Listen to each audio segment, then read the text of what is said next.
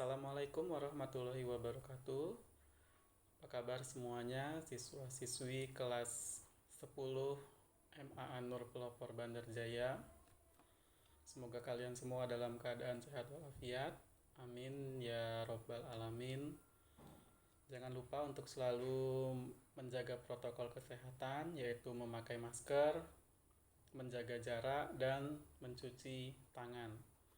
Oke, hari ini Jumat 23 Juli 2021, sesuai dengan yang tertulis di jadwal, materi pelajarannya adalah prakarya. Namun untuk tahun pelajaran 2021-2002 kali ini, prakarya kita akan lebih fokus kepada materi tentang teknologi informasi dan komunikasi atau TIK.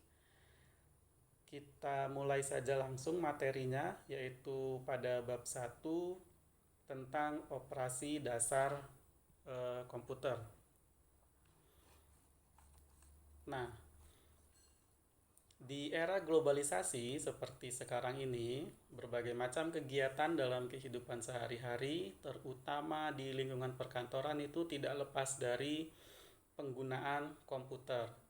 Kita dapat membuat tulisan seperti surat, naskah, undangan, gambar, media presentasi kerja, dan sebagainya.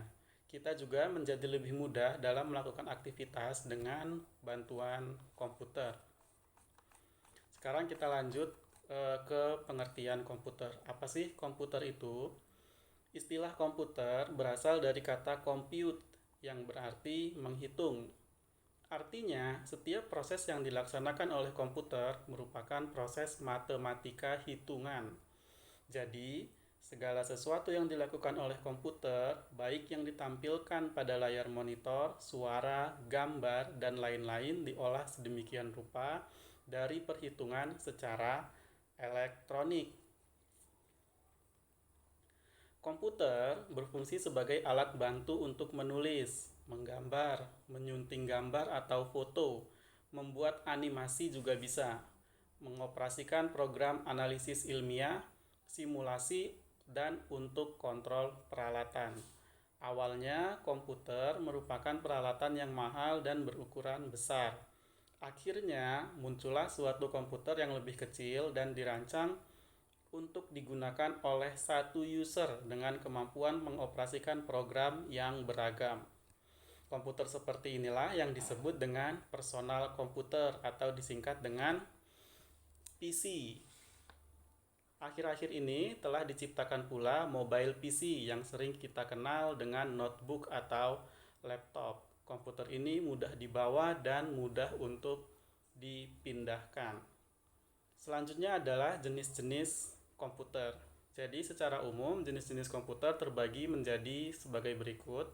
Yang pertama itu adalah namanya superkomputer.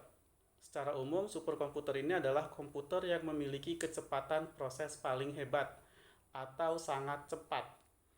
Komputer ini memiliki kecepatan 20 triliun instruksi per detik. Artinya kalau kita jelaskan secara gampang adalah dalam waktu 1 detik komputer ini bisa membuka 20 aplikasi sekaligus secara bersamaan dengan kecepatan yang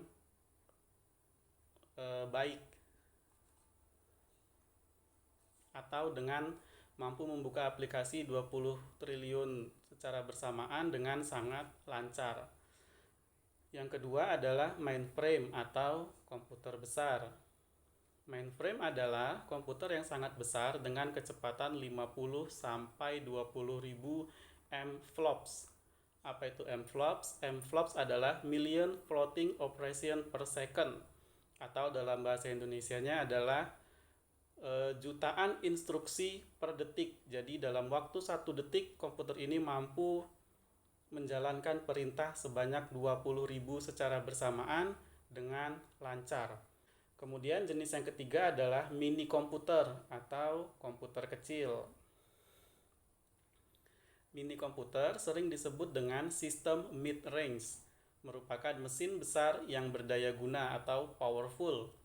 Biasanya melayani jaringan dengan terminal yang sederhana sebagai server pada perusahaan berskala menengah, memiliki kecepatan 3 sampai 1000 mFlops.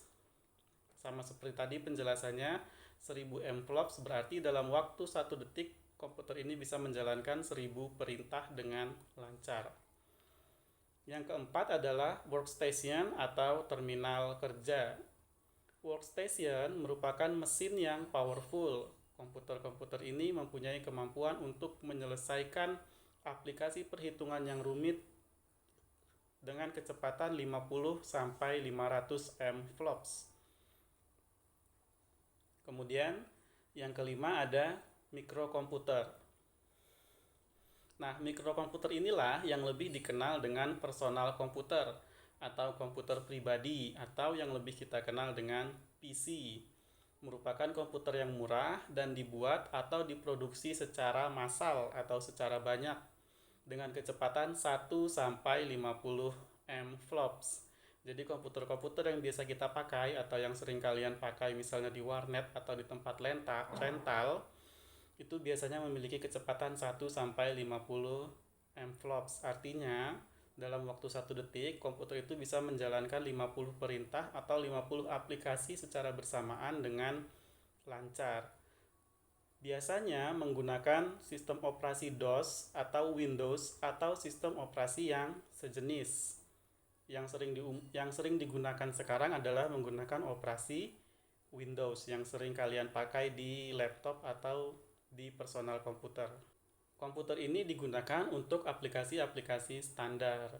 Mikrokomputer dibedakan menjadi desktop PC, tower PC, notebook, palm top, PDA, dan laptop. Untuk penjelasannya, desktop PC, tower PC, notebook, dan palm top, PDA, dan laptop bisa kalian lihat pada penjelasan berikut ini.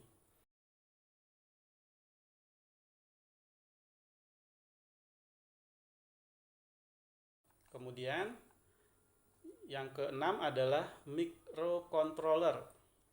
Microcontroller disebut juga embedded computer, yaitu suatu mikroprosesor yang berukuran kecil yang bisa dipasang pada peralatan elektronik cerdas, mobil maupun lift. Keunggulan dari mikroprosesor ini adalah membuat peralatan dapat diprogram. Sekarang yang kedua kita fokus pada personal komputer atau PC dan komponen-komponen yang ada di dalam PC tersebut apa saja. Jadi di era perdagangan bebas seperti sekarang ini, personal komputer atau PC juga dikembangkan dengan standar terbuka sehingga banyak sekali perusahaan yang membuat perangkat kerasnya atau hardware. Setiap jenis perangkat keras bisa dibuat oleh perusahaan yang berbeda, namun perangkat keras tersebut tetap masih bisa dipakai. Sekarang kita lihat komponen-komponen perangkat pendukung sebuah PC terdiri dari beberapa pendukung-pendukung utama. Antara lain yang pertama adalah dalam sebuah PC itu ada monitor. Monitor merupakan layar yang digunakan untuk menampilkan program dan data yang sedang diproses. Kemudian yang kedua ada keyboard. Keyboard merupakan papan ketik yang berguna untuk memberi perintah pada komputer. Kemudian ada mouse, kalian pasti sudah pada tahu semua apa itu mouse, peralatan yang digunakan sebagai pointing device untuk mengklik menu atau tombol yang ditampilkan dalam layar. Kemudian ada casing. Casing itu adalah tempatnya di mana perangkat-perangkat seperti hard disk, RAM, CD atau DVD drive, prosesor, mainboard, dan lain-lain diletakkan di dalam casing tersebut. Kemudian ada speaker, kalian semua sudah pada tahu, itu adalah perangkat untuk menghasilkan suara. Ada juga printer yang digunakan untuk mencetak data ke dalam dokumen kertas. Kemudian ada juga scanner, yang merupakan perangkat yang digunakan untuk memindai atau men-scan gambar atau tulisan. Nah, itu tadi adalah komponen-komponen yang terdapat di dalam PC atau personal komputer. Yang ketiga adalah merangkai konsol sistem unit, monitor, keyboard, dan mouse. Hal pertama yang harus Anda kuasai adalah memahami bentuk dan kegunaan port-port di bagian belakang dari casing. Jadi di bagian belakang casing itu ada tempat di mana kita bisa mencolokkan keyboard atau mouse sehingga bisa bekerja, namanya adalah port. Port-port tersebut berfungsi untuk menghubungkan antara komponen di dalam unit sistem dengan piranti di luar. Sebagai contoh, port memungkinkan kita menghubungkan kamera digital, monitor, dan mouse ke unit sistem.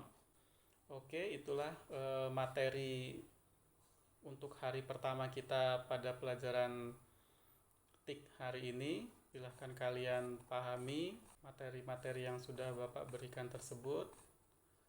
Baiklah, untuk latihan pada materi hari ini, silahkan kalian jawab pertanyaan-pertanyaan berikut dengan tepat. Pertanyaan pertama, apa yang kalian ketahui tentang komputer? Kedua, jelaskan perbedaan antara desktop PC dan tower PC. 3. Sebutkan komponen-komponen penyusun komputer. 4. Jelaskan kegunaan port secara umum. 5. Apakah yang dimaksud dengan mFlops atau mFLOPS? Apa artinya jika komputer tersebut mempunyai kecepatan 50 mFlops? Jelaskan. Itu saja, silahkan dikerjakan. Selamat mengerjakan. Terima kasih. Wassalamualaikum warahmatullahi wabarakatuh.